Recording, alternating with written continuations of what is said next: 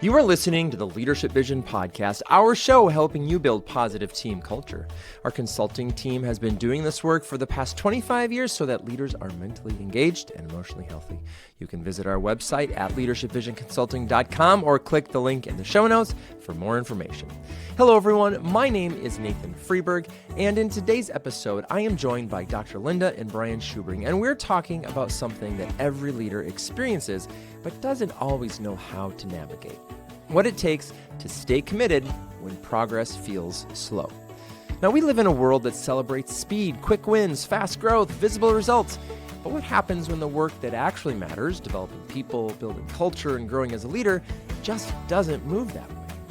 Now, in this conversation here, we're going to explore the tension between fast and slow, using the idea of the tortoise and the hare just as a starting point. But where we go from there is a much deeper look at how great leaders think about progress, how they sustain momentum over time, and how they help their teams stay engaged when results aren't immediate. Now, as you listen, here's something to reflect on. Where in your leadership might you be measuring success too quickly instead of recognizing the progress that's already happening?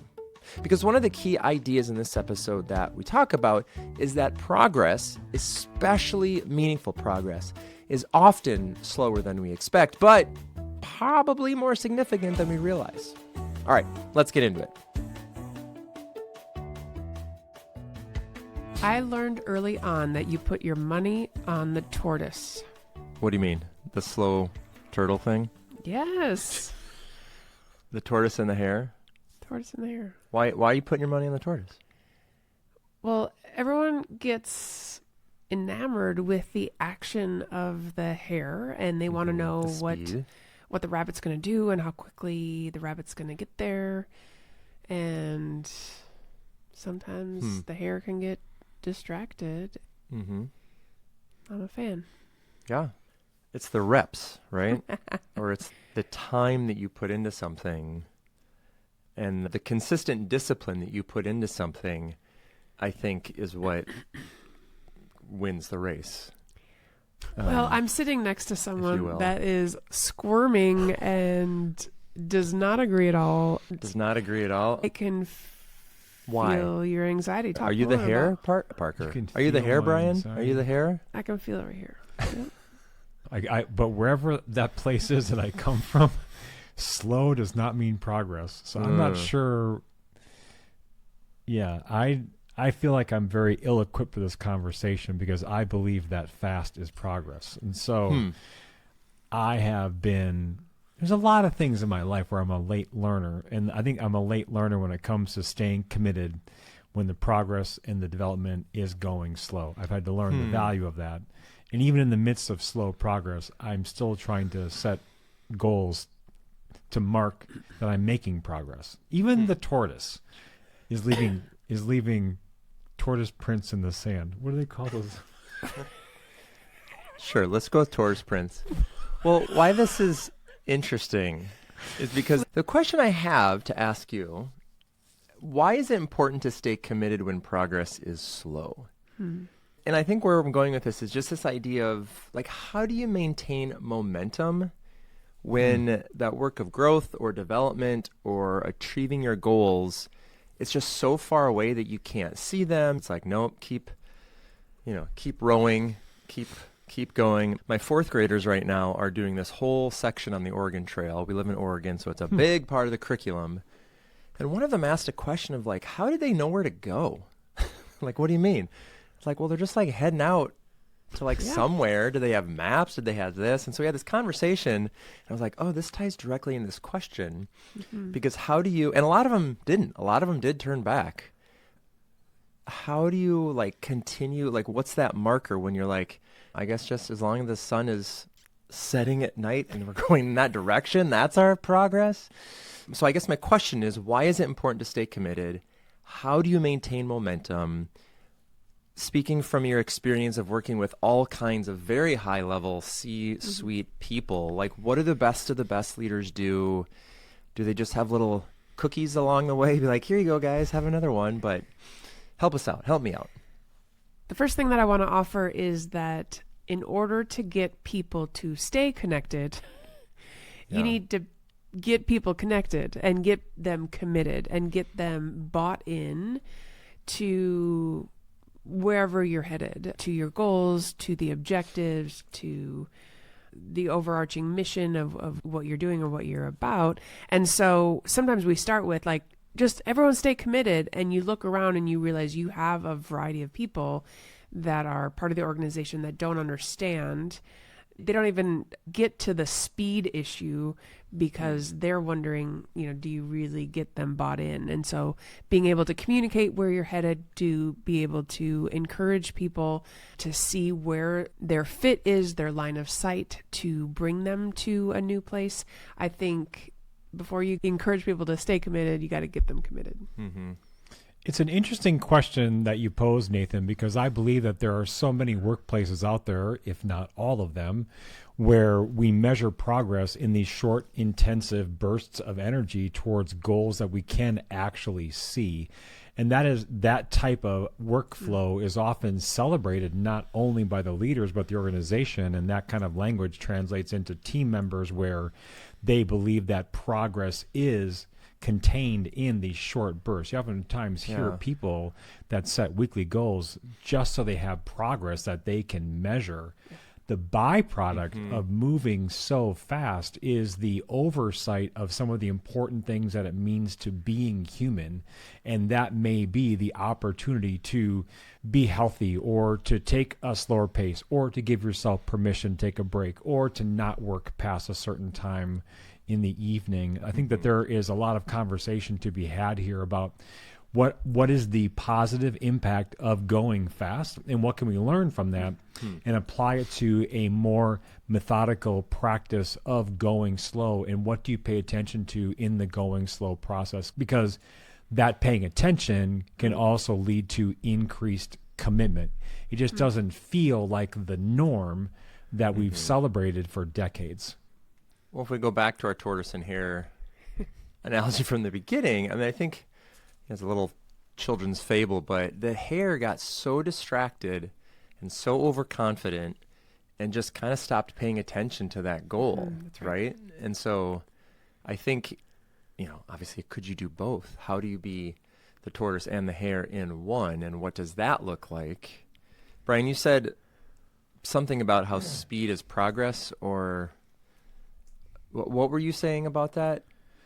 I think that we have been trained and told that progress happens quickly. Like there's something about both speed and progress where a goal has to be achieved, and the messaging and the emotion around the goal achievement is intensity and urgency and fast and high expectations. And I'm not saying that that type of motivation is wrong, but your question was, how do we stay motivated and committed when progress is slow? It is clearly a different mindset, a different framing of how we measure progress when things are growing, when things are developing. I'm not sure if you can talk to a modern day farmer about fast growth process, because that kind of growth happens slow, incrementally. It's a different mindset. It's a different progress. Even building a skyscraper is not happening one floor at a time. There's all kinds of infrastructure and small steps that may seem slow in a larger project. I think it's intended to be that way. Yeah. Sometimes when we work with leadership teams over the course of 4 to 6 months, we invite them to think about different things to add to their leadership repertoire. And one thing that happens often is at the end of the 4 to 6 months, they'll kind of look around and say, wow, I've grown a lot. I am not the same person. I've evolved some of my thoughts. And I think that act of observation and reflection, you start to realize maybe you're faster than you thought, and speed is not necessarily the measure, but progress is. Progress is the measure. Yeah. That's really important, because I believe that there is a necessity for people to pause and to intentionally ask themselves, what type of progress have we made, or how have we been committed to the overall goal, or how has our momentum been sustained? The other day, Linda and I were talking just between the two of us about all the things that had happened that week. It wasn't an intentional question as much as it was just to stop and say, man, there's a lot that went on. And so we began to name what had happened, and we realized that there were so many things that occurred during that week that we may not have seemed like we made a bunch of progress, but there were so many small movements that happened towards some of the larger goals that we currently have, that we realized we are committed to what we're about. We weren't noticing it because we were moving so fast during the week. Yeah. So how do you maintain momentum on teams? I think part of maintaining that momentum is by recognizing the progress that's being made, asking other people to contribute their voice and what their observations are to progress, and then asking why that is meaningful. Yeah. What I like about what you're saying, and what I'm going to take away even personally, is measure progress. Don't necessarily measure success. Did we achieve it? Did we not achieve it? But all those little progressive moves along the way, I think, is so important. I'm reminded of one of Jim Collins' books. He talks about like the Shackleton 20-mile march thing, where they were going, wherever they were going across Antarctica, it's like every day we got to hit this 20 miles. And if it was an easy day, they didn't push further. They really celebrated. If it was a really hard day, they just kind of did their best in that moment. Are there any great examples you can share of a leader who has really done that, of like, you know, trying to conquer this big proverbial building of a skyscraper type goal, but just was like, hey, today we put in this brick. Today we put up these walls. Like, does anything come to mind? Nathan, I love your question, and I don't think it's the leaders that are saying, now we put a brick down, now we put another brick down. I'm most inspired by the leaders that are coming to mind now, who really shape the anticipation of progress with their language. This is what we're going to bump into. This is what we're going to do. We're going to invest in teams. We're going to invest in people. Look around and your environment will look a little bit different. The leaders that I know who give people an appetite for progress or measuring the progress find a way to help their people really, really get committed. That's kind of overarching. What's yours, Brian? I have another leader example who works in a field of, let's just say, things don't happen fast. However, the teams that she is in charge of, they are measuring their progress, I think, in very intentional ways, because the leader is creating spaces and events and experiences where team members can talk amongst each other about what they're working on. I think that those conversations are also marking the progress. So, of course, there are weekly team meetings that are expected. There are horizontal responsibility leaders that are also meeting. There are monthly town halls that are also meeting. And there's also a common practice of having lunch together. Whenever you bring people together, they're going to be obviously talking about their work. They're also talking about their personal lives. But the point is, I feel that their work has a lot of deadlines attached to it, and their work is slow. It's intentional. It's deliberative. It's very reflective and thoughtful. I think in the conversations, in the meetings that are created intentionally, that there is the marking of intentional progress.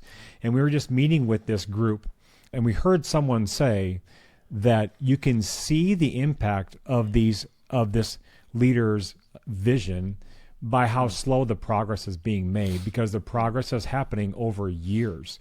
You wouldn't look at the organization and think that the organization is changing a lot. If you zoom out and think of the last 4 years, there's been significant change. It just hasn't been that noticeable, but it's been intentional, it's been slow, and it's been methodical. I think that's the point, is sometimes when we have a shorter vision, we may get discouraged that change isn't happening at the pace we think it should. I also believe that there are people that carry more history or more context with them that can add some background to actually what is changing. And in the session that I'm referring to, there was this massive affirmation with the group in noticing how much change has happened over a 4 years period of time, where if you were to just look at the last month, you wouldn't have thought that there was much change at all. It's the larger perspective that makes the small progress and the slow progress meaningful to the larger whole. You really have to have a long and a short-term perspective, I think, in order to accomplish anything. So back to our accidental story from the beginning. You have to be the hare and you have to be the tortoise. And I think that's the approach that you need to have to accomplish anything. I get so impatient with myself. I don't know if you're like that, but just, with any sort you have of a friend? Yeah. I want to achieve, so Linda and I have this little push-up goal challenge thing we're doing for the year. Yes. And I'm so frustrated with my lack of progress to where I want to be. But also I have to remind myself it's only April, and this was a 12-month progress. That's not how I heard 12-month goal. So measuring where I'm at now is way better than where I was at on January 1st, but my mind is still on, but I want to be where I should be in 8 months from now. Do you have any personal tricks to help you remain focused on the right now and not get so, why am I not where I should be right now, even though you know very well that it's going to take a full 12 months to get there? My short answer is this. In every area of my life that I want to grow, I write things down. The reason why I started that practice, but if you look at every area of my life, I keep a journal. I write things down so that I can look back and reflect in my progress that I'm making, whether it's my writing or my workouts or my weekly work, my monthly work, my year-long work. Everything is cataloged.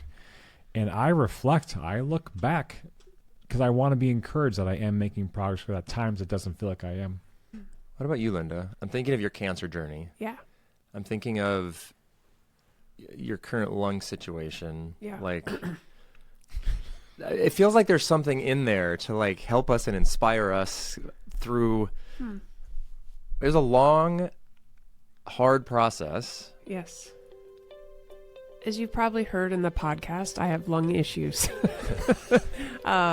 Sometimes I'm very congested. Sometimes I've been really wheezy.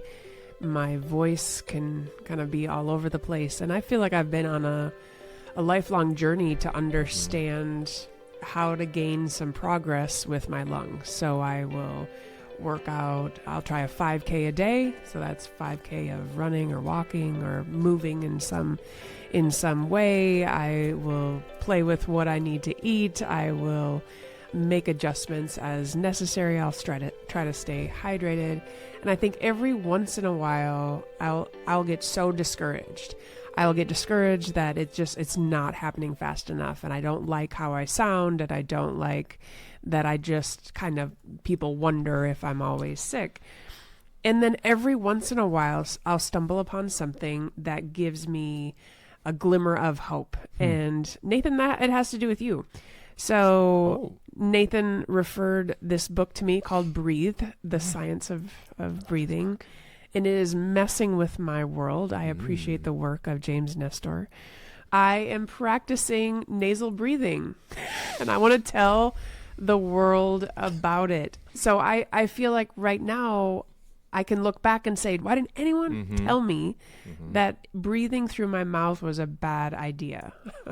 And the practicing the small steps of trying to tape my mouth when I sleep, or trying to intentionally breathe through my nose during the day or when I work out, has begun to really change my perspective on where to see progress, not to beat myself up for not knowing some of these things before, but really leaning into, will this be one of the ways that will promote more health or longevity? And I'm just thankful that it wasn't just me Googling a bunch of ideas, but a friend that reached out with a book and said, why don't you read this? What do you think about it? And I took it to heart, and I'm practicing, and the progress is slow. I love that. Well, I think we'll end on that. Progress is slow. It's about progress. It's not about perfection. And any leaders that are trying to help their team stay committed to this learning journey as we're all trying to achieve all the things that we are trying to achieve, it is about measuring progress, staying with it, look for small wins, and just model it yourself. So, Brian and Linda, thank you so much. Thank you, Nathan. Thank you, Nathan. And thank you for listening to the Leadership Vision podcast, our show helping you build positive team culture. If you found value from this episode or any of our other material, we would love it if you would subscribe. You can go to leadershipvisionconsulting.com/subscribe, link in the bio. Subscribe not only to our email newsletter, but our YouTube channel, our podcast, wherever you get your podcasts, and all the social stuff. My name is Nathan Freeburg. I'm Linda Schubring. And I'm Brian Schubring. And on behalf of our entire team, thanks Thanks for for listening. listening.